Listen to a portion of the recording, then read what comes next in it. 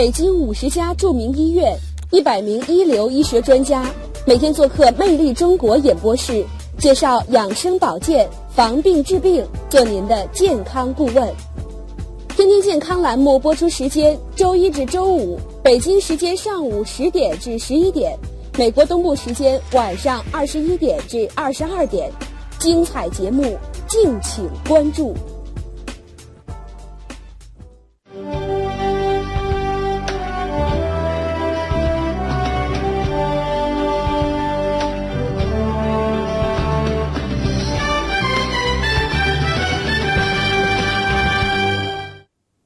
观众朋友大家好，欢迎收看魅力时空系列节目天天健康，我是徐静。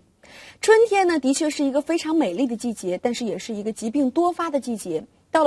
了春天呢，我们很多人会觉得，比如说嗓子发干不舒服，或者是出现咳嗽、打喷嚏等等的症状。有的时候呢，我们也分不清楚这样的症状是来自于春季呢，还是因为感冒或者一些其他的原因。那么今天呢，我们就请到了北京安贞医院呼吸科的刘双主任来为我们答疑解惑。刘主任您好。您好。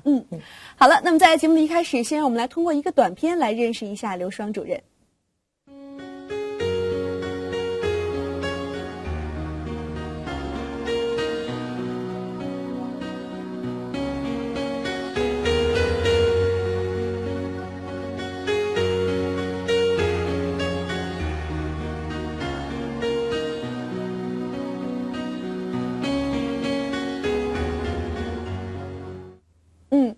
的确哈，刘主任，您看，就像我们刚才开头所说的，一到了这个春天，身边很多人都冒出了这个咳嗽啊、打喷嚏不停啊这样的症状哈。我就想问问您，就为什么我们一到春天，这咳嗽的人数就一下子就增高了？是这样的，因为春天这个季节呢，是一个冬春交界。它这个气候变化呢，就是忽冷忽热，容易呢就是造成老年人，特别是孩子，对这个气候的变化呢不适应，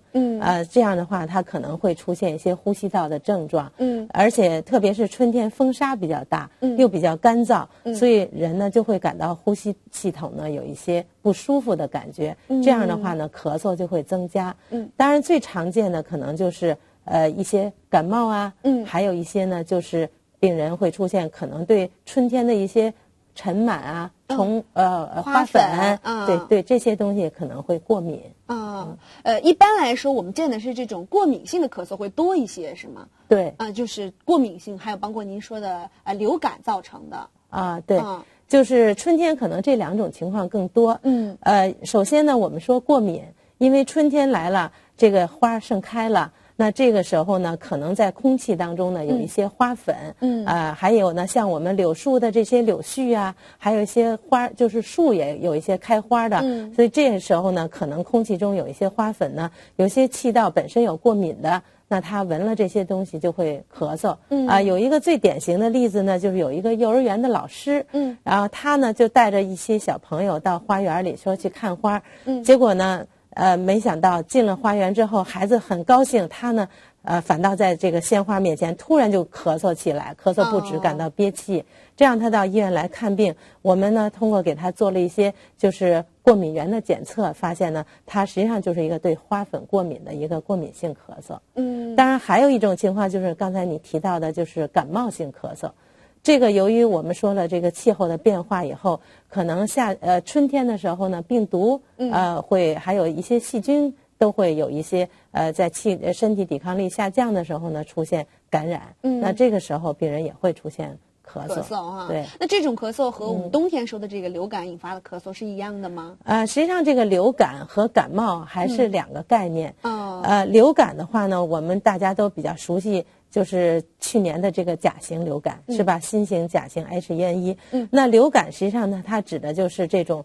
甲流、乙流还有丙流，这是我们俗话说的甲型流感，一般是大爆发的这种流行。它的症状呢，就是除了有呼吸道症状之外呢，它可能还会有一些高热呀、全身的一些酸痛啊，甚至有其他系统的问题。那对于乙型流感呢，它是一个局部的小的爆发流行。那丙型流感实际上它就是一种散发的流感这个是从医学上来分。那大家老百姓说的感冒或者是叫做上感，那实际上这个呢就和流感还是两个概念。因为这种感冒或者上感，我们管它叫普通感冒，有可能它会是病毒感染引起的，但也有一部分呢有可能是细菌感染引起的对，还有一些非典型病原体也会造成咳嗽。像刚才您说到了，就是比如说刚才您举的这个例子，说这个老师在这个花粉前容易就是除了咳嗽还有这个憋气，对，是不是说就是我们判断它是不是花粉型引起的咳嗽，或者说是过敏，就是判断它第一有没有咳嗽的症状，再一个憋气也是一个很主要的体现吗？对，有些对于这种花粉过敏也好，还有些病人会对冷空气过敏。冷空气过敏冷空气，还有一些呢可能会对一些特殊的气味，比如汽车的尾气呀，或者烟味啊，或者炒菜的油烟呐，等等这些气味，他闻了以后就要咳嗽。那首先呢，它表现的是一个咳嗽的症状，但也有些病人呢，他会出现什么，就是感到呼吸困难，痰不好出来，就感到气短，这个有可能也是一个咳嗽的症状。实际上，在我们呼吸科门诊，那每天我们接触的病人几乎有1/3甚至更多一点，都是因为咳嗽来看病，所以它的原因呢是比较复杂的。另外呢，它的这个引起咳嗽的这个疾病也是有很多的。还有呢，它咳嗽呢也分不同的类型。有不同的类型，那您给我们说说有哪些类？咳嗽的话，一个是急性咳嗽，我们还有呢叫慢性咳嗽。那急性跟慢性咳嗽之间还有一个亚急性咳嗽。那我们怎么来分呢？大部分是按照时间来区分。比如这个人咳嗽是3周以内的咳嗽，我们就管它叫做急性咳嗽。如果他要是说在8周以上的咳嗽，那我们就管它叫慢性咳嗽。那在3周和8周之间的，我们就管它叫亚急性咳嗽。那这3种咳嗽的话，原因也是不一样的。当然我们对咳嗽的分类还有另外一种，比如呢就叫干性咳嗽和湿性咳嗽。干性咳嗽就是咱们老百姓说的没有痰，就是干咳，这个叫干性咳嗽。湿性咳嗽实际上就是有痰，有的是有浓痰，有的是黏痰，这个时候我们就把它叫湿性咳嗽。这是2种分类，对，2种不同的分类。就我们回到刚才说的这个因为花粉造成的咳嗽，就是我们怎么样就是能够区分出来，就是我们确实是因为花粉，不是因为别的。而且我在想就是如果像刚才您说的这个按时间分的话，我今天比如说我今天到公园里去了，闻着花了，我回来咳2下，这种叫花粉引起的过敏咳嗽吗？因为回了家可能就不咳了，会有这种的，就是因为这个时间上有一个落差吧。对，他有的时候可能表现比较轻微，但也有一些过敏体质人呢，他会表现的就比较重，所以呢，他并不是说一定要根据他是不是。我们说呢，他到花园里去突然的这种咳嗽，这个有可能就是外界的一些因素造成的，这个还是有可能。他脱离了这个环境，他咳嗽就缓解了。对。那这样的话，往往还是和他这个诱因是有关系的。当然还有一种情况就是刚才您说的，他比如这个人的咳嗽，他不光是对一种花粉，他也有可能还对其他的物质它也会产生咳嗽。那这个的话，那我们有的时候就管这些病人的气管呢叫做气道高反应性。当然有的时候呢，医生呢会很笼统的就说你气管炎了，或者是你顽固性咳嗽就叫做咽炎了。但实际上呢，它如果要是从这个发病原因来区分的话，它还是有很多不同的原因的。那您说就是比如说对于一些我们很多朋友哈，他可能还不太对这个医疗知识不是很系统的了解的朋友来说，我到什么程度我这个咳嗽就需要去看医生了？比如说我今天只是咳了2声，有必要去看看医生吗？就找找我这咳嗽的原因？可能偶尔这种咳嗽是没有必要的。我们说最常到我们医院来看病的病人呢，都是一个是感冒后的咳嗽比较多，就说我前一段可能发烧了，或者是我感冒了，流鼻涕打喷嚏，然后呢我这些症状都好了，我就咳嗽不止，总不缓解。这很多病人是因为这个来看病。但是还有一部分病人就说我也不知道是什么原因，我反正到这个季节就不停的咳嗽，也来看病。更多的还是有一些器质性疾病，比如像慢性气管炎呐，还有他确实有肺炎啦，还有他有气管扩张症啦，就是这些因为一些疾病引起的咳嗽。当然呢，我们说咳嗽原因非常多，除了呼吸道疾病引起咳嗽，其他系统疾病可能也会引起咳嗽。这个呢，我想要讲起来就比较多了。比如呢，我们说有些高血压的病人吃高血压的药，吃降压药，它会引起有些高血压的药呢也会引起干咳。它的说明书的副作用里，它会提示，所以有些病人如果顽固性咳嗽不好的时候，我们可能还会帮他分析分析是不是有其他原因。另外，比如有些病人心功能不好，我们管它叫肺淤血或者肺水肿，它也表现的是一种咳嗽，先是一个首发症状，然后它可能是夜间呼吸困难，有可能夜间躺不下被憋醒，也有的时候它会出现喘，我们管它叫心源性哮喘，它实际上一开始发病也是咳嗽。所以原因有很多。当然还有一种，我们说呢，找我们来看病的病人，还有一种刺激性的咳嗽，干咳、高音调的咳嗽。这个时候甚至有一些病人会有血丝痰，那这个我们就要警惕性比较高了，要拍片子，甚至要做 CT，甚至要做气管镜，看看它是不是有一个肺癌呀、肿瘤的这种支气管肺癌的这种可能性。这个咳嗽在临床上也不少见。按照刚才您讲的，其实我们说这个引发咳嗽的原因有很多哈。对。除了有花粉啦，还有这个感冒啦，还有刚才您提到的这个支气管炎，还有包括甚至是肿瘤也会引发这个咳嗽。对。而且我觉得咳嗽应该说是对这个年龄段没有什么要求哈，就哪个年龄段的人都会发生这个咳嗽的现象。但是比如说哈，就是这个长期咳嗽会不会对人的比如说声带啦，或者是甚至比如说气管啦，有没有一些损伤啊？特别剧烈的咳嗽。还是有影响的。正像你刚才说的，就是其实不同的年龄段的咳嗽，它的这个发病原因呢还是不太一样的。比如儿童、小孩的这种咳嗽那它呢可能最常见的就是感冒。上呼吸道的一些感染，或者也有一些可能是对花粉过敏，因为这个过敏性的咳嗽，我们有的时候也会管它叫咳嗽变异性哮喘。这类的话呢，它和遗传还是有一点点关系的，就是说它还是和遗传基因有关系。所以有些呢孩子的话闻着一些特殊的气味会咳嗽。那小孩呢可能这两种是最常见的。那比如呢，就是老年人，那他可能就是器质性疾病的机会就比较多了。那他除了这种感冒对，除了感冒还有这个我们说的这个像他长期吸烟的这种慢性气管炎，我们管它叫慢阻肺，那就慢性气管炎时间长了叫慢性肺气肿了。那这时候我们统称叫慢阻肺。这种咳嗽的可能比较多。另外还有呢，如果这个病人呢是老年人，那我们还要警惕有没有一些肿瘤这种器质性的疾病引起的咳嗽的比较多。当然还有呢，就是我们还要综合它其他的，它有基础疾病，像有没有心脏病，另外它还有没有是其他的问题，比如肺间质纤维化，也是目前呢引起咳嗽的一个主要原因。那如果对于一些朋友，比如说经常用嗓的朋友，比如说歌唱演员啦，或者说这个表演者哈，或者是表演主持人来说，会不会经常用嗓的人会不会增加这个咳嗽的几率呢？对，说到这一点，确实是我们找我们来看病的，经常会有一些老师记者呀，还有咱们的播音员，会说呢，我这个嗓子呢总是不舒服，可能跟讲话多了有关系。这些人呢容易得咽炎所以有些病人呢，他的咳嗽其实就是在上呼吸道，就是在嗓子这儿，那有可能他就是个咽炎这种咳嗽有的时候确实是治疗起来也不是很容易，是不是有点那顽固性的意思？对，他因为用嗓子用的比较多了嘛，所以他特别是在有一些诱因的刺激下，他可能会有一过性的这种咳嗽，但是一般来讲，这个不会说是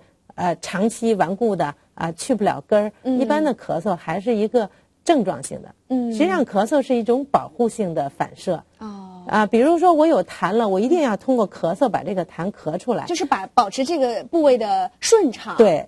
它实际上是一种，就是对我们生理来讲呢，实际上是一种保护性的反射。但如果说确实是这种剧烈的顽固的咳嗽，那我们还是要用药物来干预的。您正好说到了这个治疗，我就想问问您，比如说刚才我们说到了很多种不同类型的咳嗽，对，是不是每一种咳嗽的它这个治疗方法是不同的？对，实际上呢，我们说，比如像过敏性咳嗽，那最主要的就是要脱离这个过敏源。当然我们说有些过敏源是比较容易脱离，比如它是这种化工的什么稀料，或者是装修的房间引起的这种刺激，那它离开这个环境就好了。那假如要说像花粉，空气中都有，对，我们预防起来就比较困难。或者您说的冷空气，对，就比较困难。那对于这种病人的话，我们会建议他一个呢，在这个季节呢，就是减少外出的机会。另外，如果要是外出的话，我们要戴口罩。另外呢，少去那种就是公共场所，或者就是香花盛开的这种公园啊，它容易引起它过敏性咳嗽的地方，要少去。还有一种咳嗽，我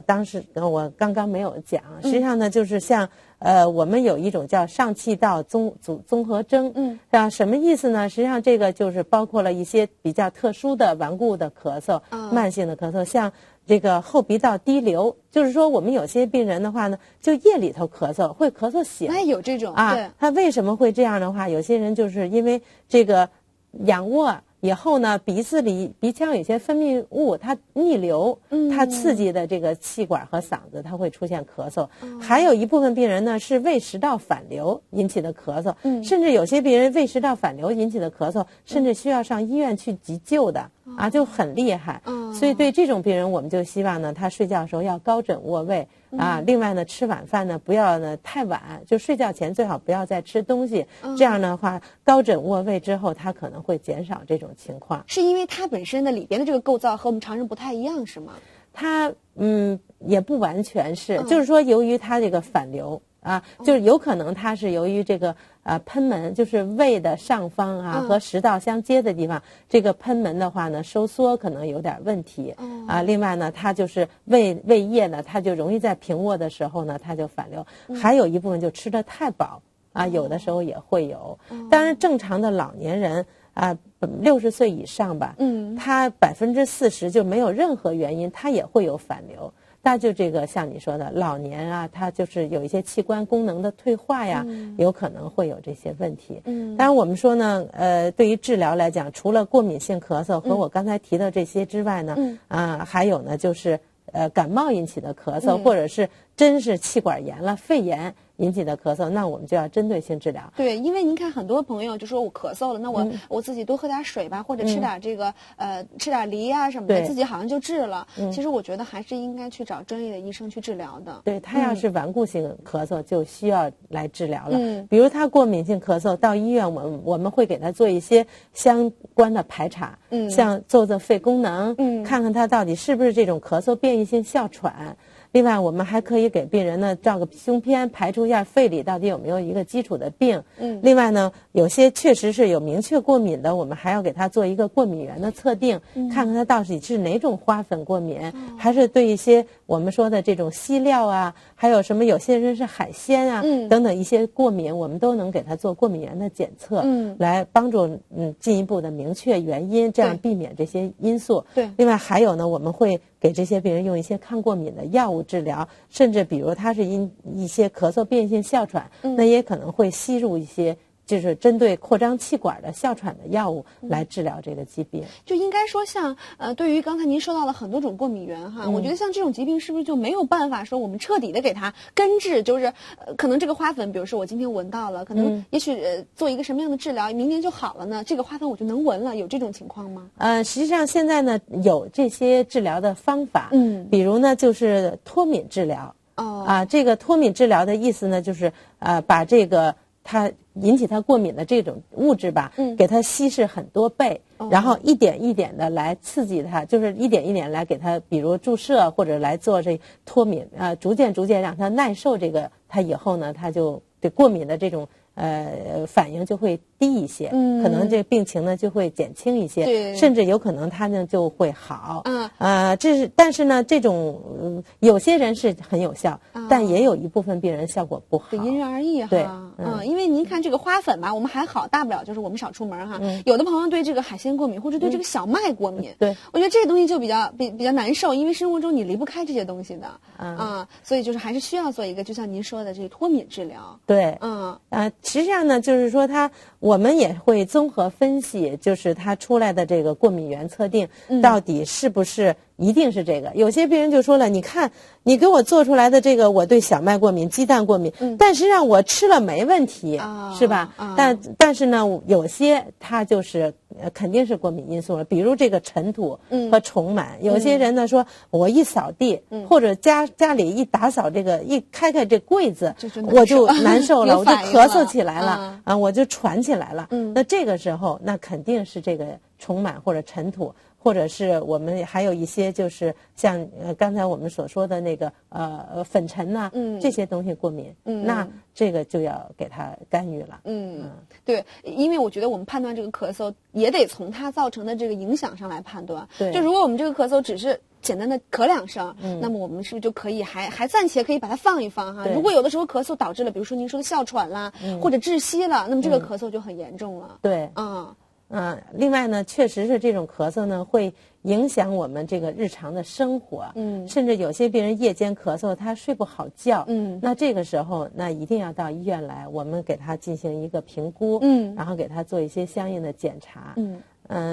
我们现在就是说到对于感冒的咳嗽，还有一些是不是一定要吃一些药物啊？对，您说的这个很重要哈，就是我们对于一些咳嗽，除了刚才我们说到的过敏性咳嗽怎么治疗呢？我们还有很多的治疗方法要为大家做一个详细的介绍。另外呢，就是我们在生活中要注意些什么呢？我们会在稍后的节目中为大家介绍。我们稍后见。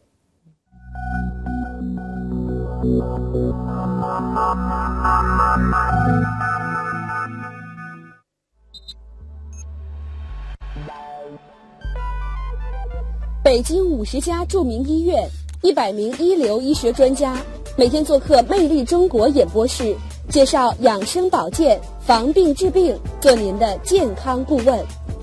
天天健康栏目播出时间：周一至周五，北京时间上午10点至11点，美国东部时间晚上21点至22点。精彩节目，敬请关注。好的，欢迎回来。您现在正在收看的是魅力时空系列节目《天天健康》。我们今天一起和北京安贞医院的呼吸科刘双主任一起来探讨春天的咳嗽我们应该怎么办。那在上半段的节目当中呢，刘主任也说了，对于这个不同的咳嗽，我们有不同的治疗方法。那么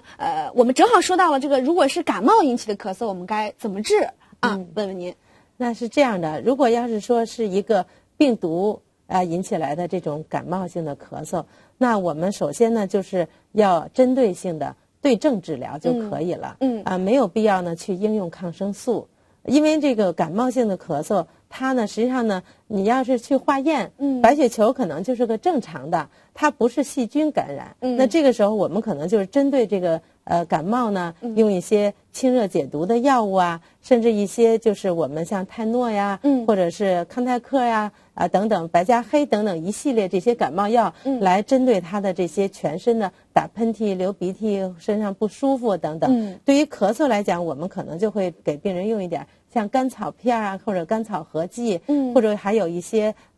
就是什么像惠菲宁啊、可玉糖浆啊等等一系列的这种对症的止咳和化痰的治疗就可以了。因为一般的感冒咳嗽一般一周左右的感冒都应该你不用什么药物，它一周也好自愈了。好像这个7天是一个周期。是，那如果是一些其他的，就比如说刚才您说到的叫慢阻肺是吗？对啊，这种方法要怎么采取治疗方法？这种就是对于真是有肺部有器质性疾病的，那我们说长期吸烟以后导致的慢性气管炎和肺气肿，那这个的话，它往往一到冬天就开始重，立秋以后就开始重，到开春呢也是一个就是急性反复加重的一个季节，所以这个时候我们就要干预了。那除了我们平常要给他一些止咳的、化痰的一些药物对症支持之外，如果它是急性发作，是因为细菌感染引起来的，那有可能就要应用一些抗生素了，包括肺炎都会应用抗生素。当然在这里还有一个就是春天呢，这个季节也有一些非典型病原体的感染。像支原体肺炎，这个可能大家也会听说过，小孩还有一部分老年人，甚至一些年轻人都容易得。那对这种病人的话，我们到医院化验之后，明确了诊断，那相应的可能会给他一些抗菌的药物来治疗。如果大家的生活中哈，有时候会，比如说您看，您肯定听说过这个叫川贝哈，对，大家生活中一般往往一咳嗽都会用这个川贝，比如说加梨啊，或者是加点冰糖啊，自己慢慢的服，每天服大概服个7、8天左右，好像这个咳嗽也能好哈，不知道这种方法是不是管用啊？实际上这个就是我们说的是中医的一个膳食疗法对于有一些病人来讲呢是可以用的。像因为川贝母本身这个它就是有一个止咳、润肺这个化痰的作用。那它加上梨的话呢，可能有个去火的作用吧。这样的话呢，把它放在一起来加点冰糖是可以的。当然还有很多疗法，实际上像我们平常呢感冒之后呢，如果去上中医科，可能中医大夫也会给开一些像川贝枇杷露，或者是什么叫有的是吃念慈庵自己就去买了止咳糖浆，就止咳糖浆。还有呢，什么蛇胆川贝，实际上它都有川贝。那像什么样的人就可以用这样的方法，什么样的人就不能用呢？我想呢，就是一般的感冒性的咳嗽，我们就可以用这些药物来试一试。就是假如他要是顽固性的咳嗽，吃了这些药不缓解的，那一定要到医院去看病了。比如说像刚才我们提到的这种花粉性的咳嗽，应该对这个可能是不是太对路哈？对，如果要是花粉性的这种过敏性咳嗽，或者是我们管它叫咳嗽变异性的哮喘，那这个时候呢，用一般止咳和化痰药效果就不好了。那这个时候我们就要给它增加一些抗过敏的治疗，比如抗过敏的药物像开瑞坦啊、酮替芬呐等等。另外还有呢，就是针对气道，我们会给它用像这个白三烯受体拮抗剂，像顺尔宁，这类的药物，还有呢。气管扩张剂，比如我们老百姓常用的茶碱啊，还有一些我们叫贝塔受体激动剂吸入的一些药物，像万托林，甚至呢严重的这种咳嗽，甚至引起哮喘的，我们会加一些吸入的激素来治疗。那现在到了春天了，可能大家都很关心，我们到了春天，我们怎么样预防，怎么保健？您有没有一些方法来给我们支几招？我们刚才说了，一般的病人呢，就是像刮西北风了，像咱们沙尘暴了，那出门的时候呢，最好是戴上口罩，另外呢，避免这个频繁的到公共场所去。那还有呢，就是对于像老慢支的病人，那到这个季节容易犯病。其实老慢支的病人，我们主张呢，就是维护他的肺功能。那我们就要给病人呢让他呢做一些深呼吸的运动，就吸气，然后呼气，我们管它叫缩唇呼吸，就是吸气以后呼出去的时候呢，嘴唇呢要收缩所以叫缩唇呼吸。然后深吸气，然后另外我们主张的这个老年人呢，最好不要在就是刚刚天亮早晨起来，就出门，因为这个时候早晨起来冷空气这个气候的变化呢比较严重。所以呢容易反复发作。最好是太阳出来之后再出来活动，然后呢做一些这种深呼吸的运动，甚至可以打太极拳，散散步，这个对呼吸道都是有好处的。再一个，我觉得好像大家一般觉得嗓子发干、爱咳嗽的时候，都爱在家里面放这个加湿器哈。这个加湿器有没有缓解我们咳嗽的这种作用实际上加湿器呢，对于这种气候干燥，还是有好处的所以可以在家里用加湿器。像其实我们冬天家里有暖气的时候也很干燥，特别干燥，所以呢，就是要用加湿器，还是有好处。春天的风沙比较大，家里也比较干燥，那这个时候呢，用加湿器也没有什么坏处。对，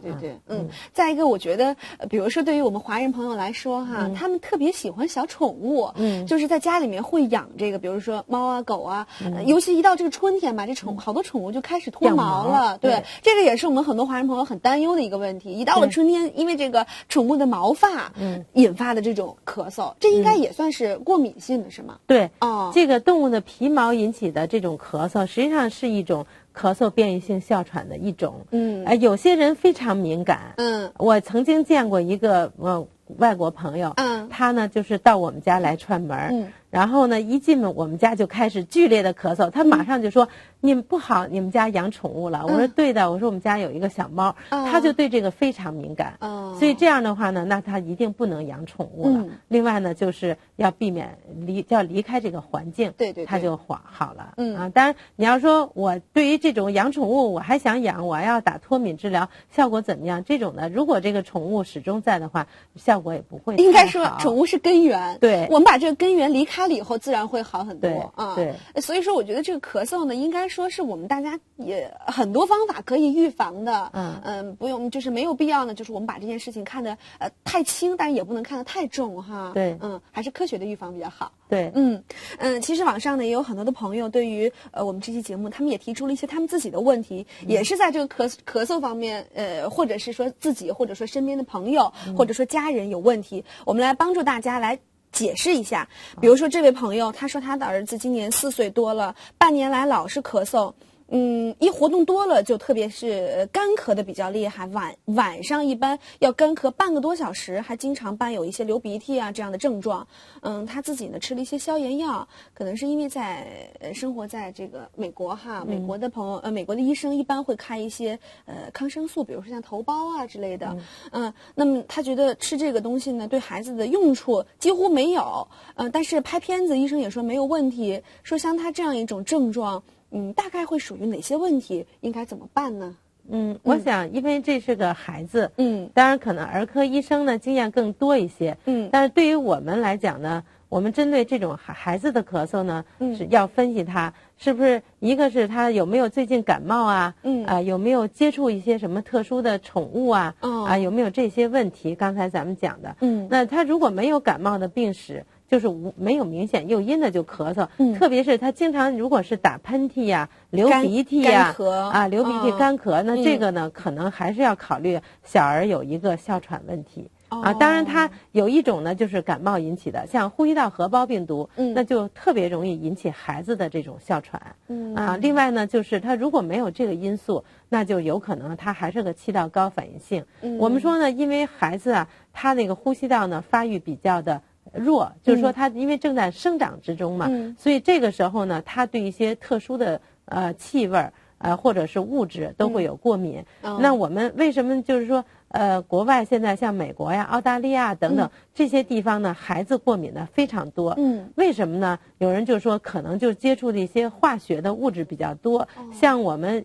平常用的洗衣粉啊、什么杀虫剂啊、什么还有这些这个洗涤剂啊等等这些东西，可能都会是一个造成孩子过敏性咳嗽的原因。对，因此呢，就不是说要用抗生素才能治好的。像刚才您说的，比如说是因为这个化学的物质导致的咳嗽，有没有可能，比如说将来等到他长大一点，这个免疫机制成熟一些，像他对这些东西就不会再过敏了？哮喘这个病呢是比较特殊的病，它呢只是一个不能够老百姓的话就是不能去根儿的病，但是它是可以控制的病，而且我们现在呢有一些药物呢能够把它控制得非常好。所以呢就是针对这些情况，我们可以呢就是给孩子呢用一些针对这个过敏和气道高反应的一些药物呢来控制它。随着他成长以后，有些人过了青春期他会好转，但也有一部分病人呢他可能会终生的咳嗽。所以呢要因人而异。另外还要看看他家族上有没有这种病史。对，因为有些人认为呢这种气道高反应性也好，就是哮喘吧，我们说哮喘的话，它还是和遗传因素有关的。有些一家人都说有过敏体质，父母有，爷爷奶奶有，孩子也可能会有。对所以这个的话呢，也要根据家族史来判断。就哮喘这个病而言，以前好像觉得老人患的比较多，现在看来好像孩子患的也不在少数哈。对，实际上呢，哮喘我们说真正的哮喘就是和过敏有关系了。那这个呢，实际上还是青少年比较多，有的时候从小时候得的，也有的时候呢，有的人是运动性哮喘，一跑步或者是一剧烈运动，或者是一个大声的这种激动，他都会感到憋气。那这些的话呢，还是和这个本身的过敏体质有关系。所以年轻人现在是哮喘并不少见。实际上老年人呢，我们倒要仔细区分了，他有时候的这种咳嗽和喘，它并不是真正的这个哮喘，它也可能是气管炎，也可能呢就是这个就是我们管它叫长期吸烟以后的老慢支，但也有可能是我们刚才说的其他的问题，什么食道反流啊，或者过敏性的这个嗜酸性的气管炎呐，还有一些像支气管扩张症啊，很多疾病会引起老年的咳嗽。也就是说，哮喘虽然有咳嗽、有这个憋气的症状，但是不是说是反过来说一定咳嗽憋气就是哮喘。所以大家我觉得关键还是说是就是找到你自己到底是什么原因，对，然后再对症进行治疗。这位朋友生活在加拿大，他说他自己今年35岁，从事的就是和这个化学相关的这个行业。因为也是8年前开始咳嗽了，频率大概是30秒钟咳一次，没有痰，喉咙经常觉得痒，因为他平时吸入的这个灰尘会比较多。每次就是碰到有比如冷空气啊，或者是刚才您说的像这个剧烈运动的时候，他的咳嗽都会加剧。什么东西什么药我都试过了，完全没有效果，觉得特别特别的担心，不知道大概这样的一个病情会是什么病。像他这种情况应该怎么办呢？我想他实际上这个症状呢，就是一个典型的咳嗽变异性哮喘的症状。所以呢，他应该呢到医院去呢去做一个肺功能和一个气道的一个叫激发试验。这个气道激发试验就是吹这个肺功能。然后呢，我们针对他对这个气道激发试验的反应性，看看他呢是不是有可能给他定为哮喘。所以针对他现在的症状，他是吃止咳药、化痰药以及一些消炎药都是没有效的。所以建议他呢，如果一旦确诊的是这个病，那就要规律的用一些抗哮喘的，就治疗哮喘的一些药物了，比如支气管扩张剂，我刚才讲过的贝塔受体的激动剂，还有长效的，还有短效的。短效是对他急性发作的时候吸入，像这种万托林这类的药，吸入马上就好。还有一些长效的，像这个福摩特罗加上这个就是糖皮质激素，就是然后这类的激素的这类的药物呢，都是做成吸入的。然后国外的话呢，它那个制剂也非常先进，所以它吸入之后呢，它有气管扩张作用，还有呢，它有抗炎作用。它这个炎症和我们所说的细菌感染的炎症是不一样的。它是气道由于对一些过敏因素刺激以后引起的气道的一个炎症。所以对他这种病人的话呢，只有用糖皮质激素效果是比较好的。它不是很重的时候就不用口服或者静脉点滴了。它实际上就是要我们说呢，就是吸入治疗，而且它全身副作用小，它因为就吸到气道局部，很快就症状缓解了。当然，一旦要用上这些药之后呢，它是有疗程的，最好呢坚持用一段时间，直到症状呢好转。甚至没有症状了，我们会用这个病人的肺功能来进行评估，让他定期来吹肺活量，甚至我们会把一些这个吹肺活量的小仪器送给病人回到家里。现在主张呢，对这类长期慢性咳嗽病人呢，要主张就是个体化治疗。还有呢，就是和医生呢要形成伙伴关系。就说呢，他要固定医生，定期到医生这儿来看，要随访。这样的话呢，才能给他制定一个比较合理的方案。对，也是很人性化的一种服务。那这位朋友，我觉得您不用担心哈，像刚才刘主任说到的，您不是说是对这些药物都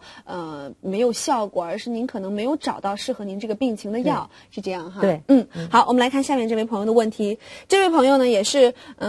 一位加拿大的朋友，他说他从半个月之前就开始咳嗽了，本来呢以为是感冒引起的，但是感冒现在已经好了，还是一直咳嗽。他就在想啊，是不是他的这个咳嗽就是过敏导致的？可是他说他以前从来都没有过敏史。他这个情况是非常普遍的。感冒，我们其实就把他这个病就叫做感冒后咳嗽。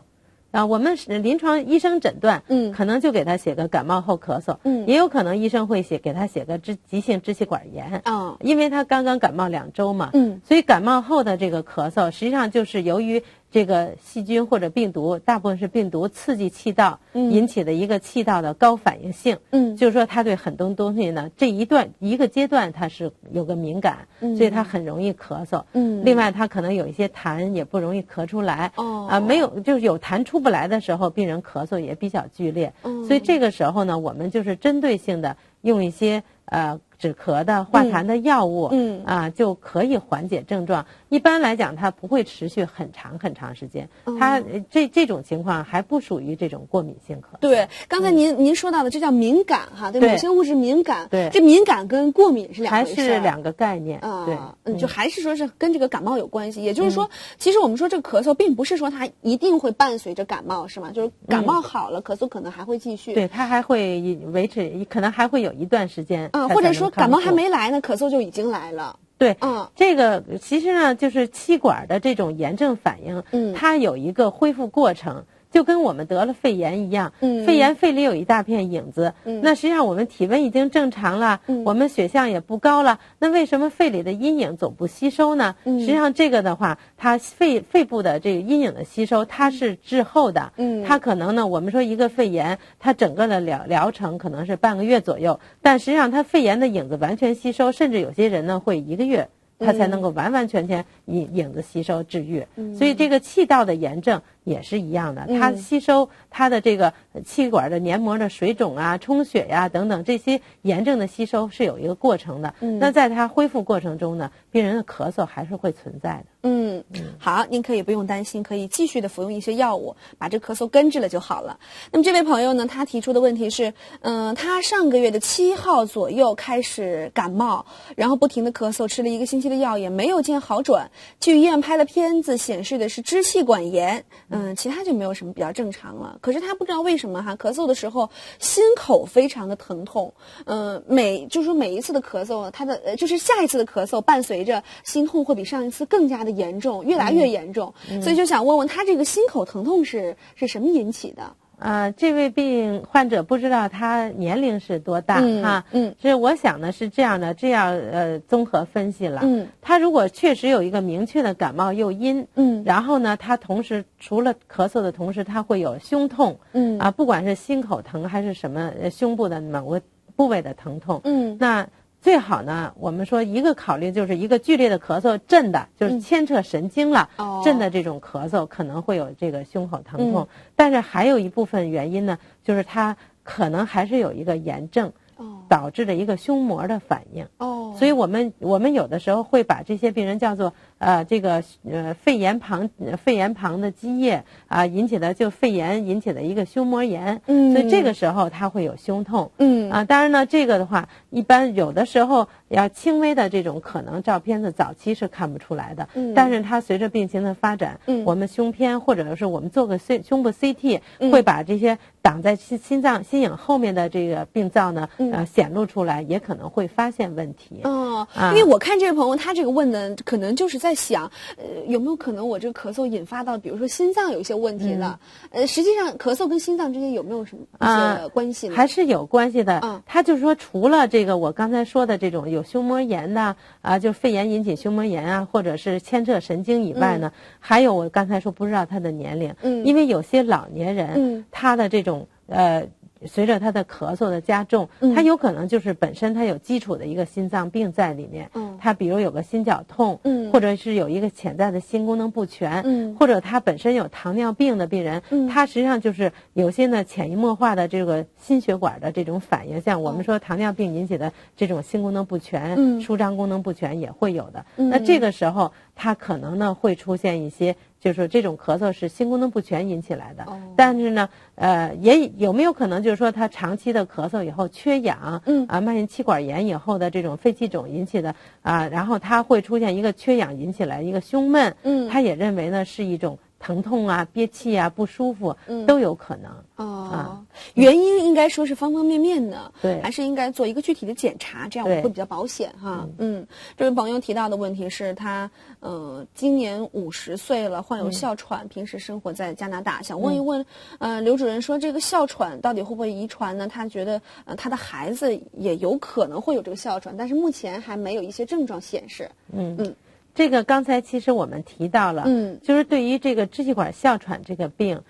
它呢是有遗传因素参与的，但并不是说所有的这个哮喘，我有了我就会遗传给我的孩子，它还是有个体差异，还有一个外界环境因素的这种刺激都有关系，也就是说，它实际上它这个遗传基因呢，它是一个就是多基因性的，它不是一个单纯的就是必然要遗传的。它有可能呢有些在它有这个体质，但是它并不发病，但有一些额外的因素刺激的时候，它可能就会诱发它发病。另外呢，也不是说你每一个孩子都会遗传到，不是，也有可能我就孩子都健健康康没有问题。但是像这种的，比如说他的父母有这个哮喘哈，孩子有没有必要就是提前去医院，比如说做一个检查了，或者说就生活中已经开始采取一些措施进行预防？就是要避免高危因素，可能还是很重要的。一个就是说他有没有这种过敏环境，还有呢，他也可以去做个筛查，就是看看过敏源有没有哈。另外看，比如他父母已经很明确的过敏源了，那也可以把孩子带去呢去查一下。或者呢，就是做一个我刚才说的叫气道激发试验，看看他有没有这种问题。如果没有的话呢，就不用太担心了。不用过度的这个担忧。有的时候我觉得过度担忧可能会反而起这个反作用。对，其实呢，我们还有很多的观众朋友也提出了他们自己的一些问题。看来大家对于这个咳嗽呢，还是有很多的这个经历的哈。但是在节目的最后呢，我们还想请您就是帮我们再回顾一下刚才您提到的这个呼吸操。我想可能很多朋友都特别希望在家里面在自己做这个操，您再给我们演示演示啊。实际上这个呼吸操的话呢，就是对于一些就是肺功能本身就不太好的老年人可能更适合。就是说他呢要做深呼吸的运动。就是吸气。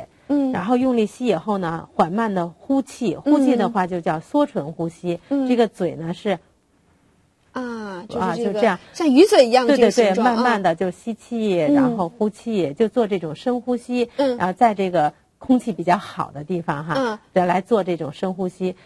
是很有必要的。当然还有一种呢，叫做腹式呼吸为主。就跟我们做瑜伽一样。就是深吸气的时候肚子要鼓起来，然后呼气的时候有意识的把这个肚子呢缩回去。就要做这种锻炼腹式呼吸，伸到这个腹底。对。一般您建议大家就是在什么时间？早晨或者是晚上？就是空气比较好的时候，太阳升起来的时候。因为像我们说呢，就是实际上呢，你要是说这个你要是说我这个锻炼，那我们要什么环境锻炼比较好？那可能就是我们说在空气好的时候，比如上午某个时间，或者是下午，我觉得都是可以的。都可以。那么一天多少次比较合适？实际上一天有2次，上午1次，下午1次，对于老年人就足够了。另外还可以打太极拳。还有呢，就是如果病人痰很多的时候，我们还要建议病人呢做体位引流。就是说呢，他看看他哪个姿势痰能够好出。那这个时候呢，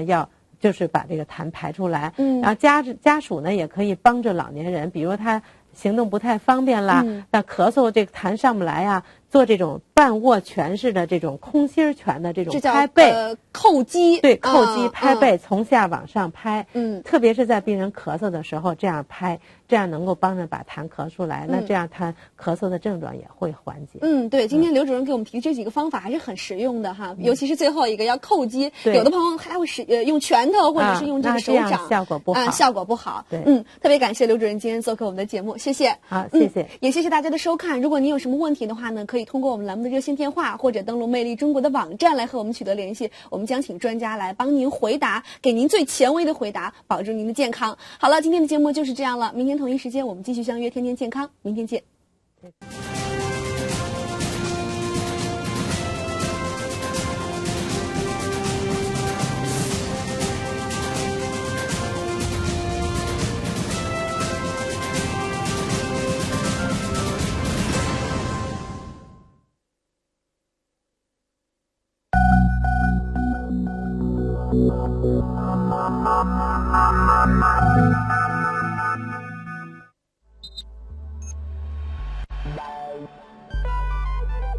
北京50家著名医院，100名一流医学专家，每天做客魅力中国演播室，介绍养生保健、防病治病，做您的健康顾问。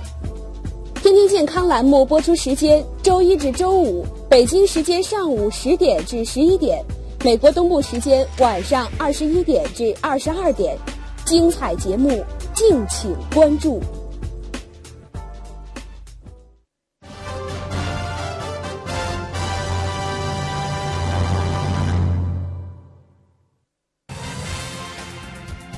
2010年是我国“十一五”规划的收官之年，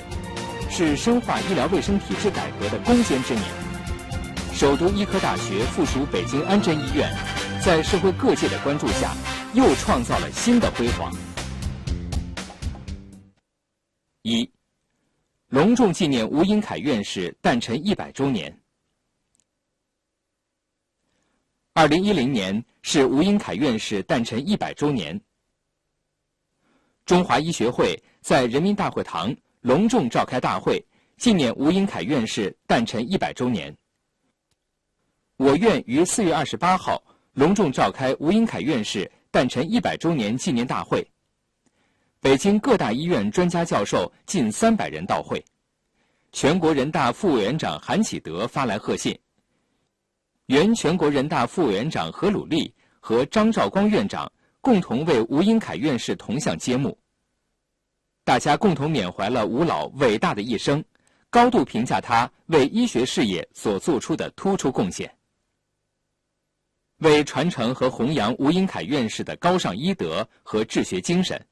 我院正在联合各界人士，积极策划和组建北京吴英凯医学发展基金会。2. 综合学科优势不断扩大，医疗工作指标再创历史新高。为缓解看病难，安贞医院克服困难，扩建了小儿心脏科，床位由原50张扩到100张以上。组建了肾内科，进一步拓展学科优势。安贞医院第2门诊部正式在大屯社区卫生服务中心挂牌，对外开诊，真正实现把安贞医院的优质医疗资源带进社区。2010年全院职工顽强拼搏，开拓进取，各项医疗业务工作指标与2009年相比大幅提高。总手术例数突破12000例，心脏手术例数突破7000例，冠脉造影例数突破15000例， PCR 突破7000例，房颤射频685例，小儿心脏手术1188例，大血管手术798例，全年业务收入比去年增长18%。3. 科研综合实力大幅提升。我院院士专家工作站在2010年正式启动，使我院成为北京市医疗系统第1家成立院士专家工作站的医院，为高精尖技术创新与合作搭建崭新的平台。2010年共申报国家自然科学基金项目73项，获资助28项，与2009年相比，中标项目增加108%，资助经费增长115%，立项数以明显优势位居首都医科大学各附属医院之首。马长生教授的心房颤动导管消融的临床研究与推广应用成果获国家科技进步2等奖，标志科研工作又取得历史性突破。吕树铮教授的国产雷帕霉素洗脱支架的研发与推广成果，荣获2010年高等学校科学研究成果1等奖。孟旭教授的 HLA 不相容骨髓干细胞移植诱导心脏移植后的免疫耐受临床研究取得重大突破。4. 深化医改，强化管理，惠及百姓。2010年是医改攻坚之年，我院紧跟中央和北京市医改步伐，不断加强管理，先后在全院范围实施预约挂号、持卡就医实时结算、无假日门诊，规范化药品招投标采购，努力缩短平均住院日，强化抗生素合理使用管理，坚持周末加班手术，坚持医疗查房、后勤查房等管理举措，提高医疗质量，保障医疗安全。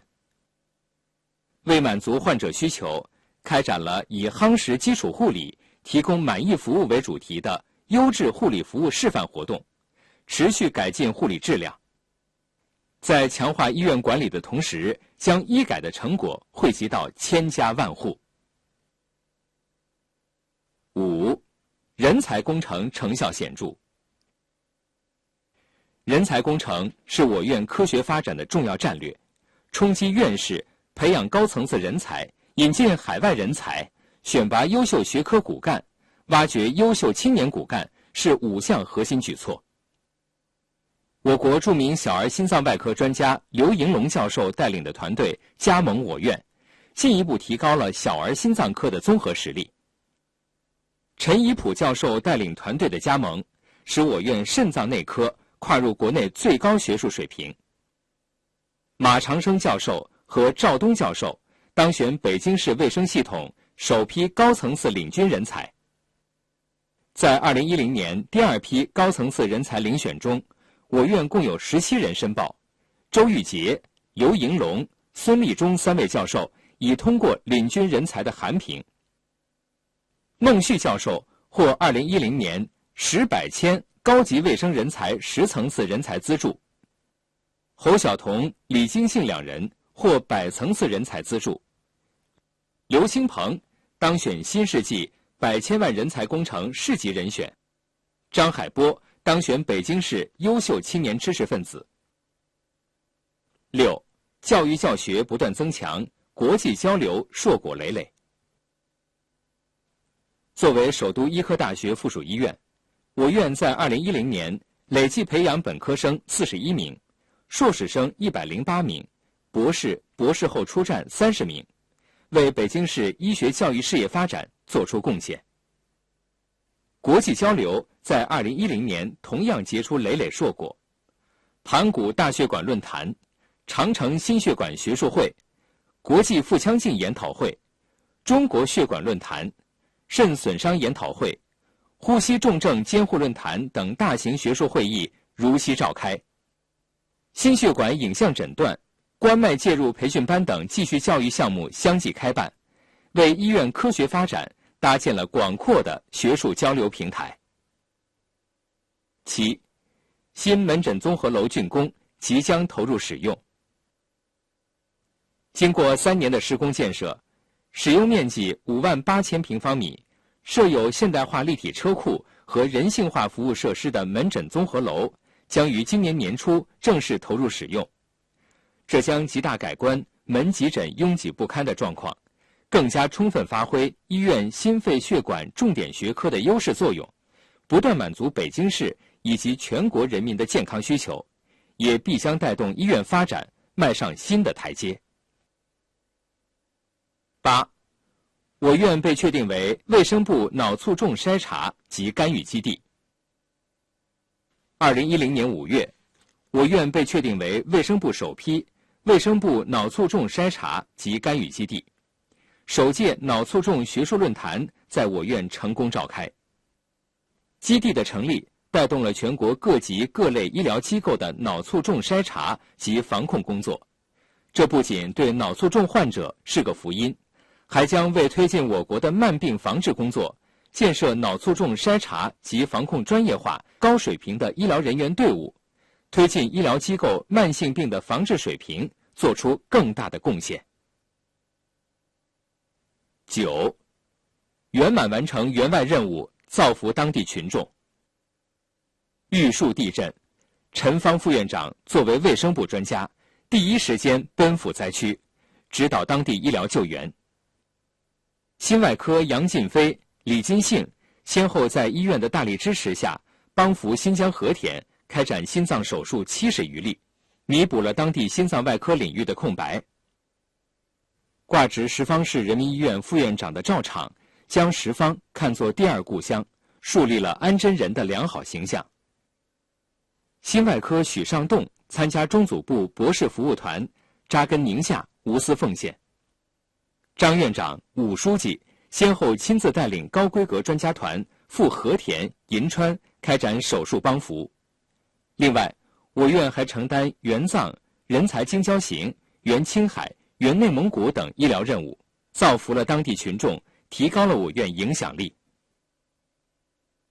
10. 深入开展创新征优活动。我院党委按照上级的部署和要求，在全院范围广泛动员，扎实推进创新征优活动。党委以立足本职争先进、创先争优促发展为活动口号，组织大型主题党日活动，组织17届五中全会精神报告会，参观反腐倡廉警示教育展览。各党支部纷纷制定和实施活动计划。心内、心外党支部联合开展世界心脏日义诊活动。心之家走进福利院服务老人。全体党员承诺并履行承诺，逐步将争创活动推向深入，为助推医院发展营造了良好的氛围。2011年是“12五”规划的开局之年，我们将继续深入开展创先争优活动，全面落实科学发展观，在院领导的带领下，开拓进取，继往开来，共同创造安贞医院的美好明天。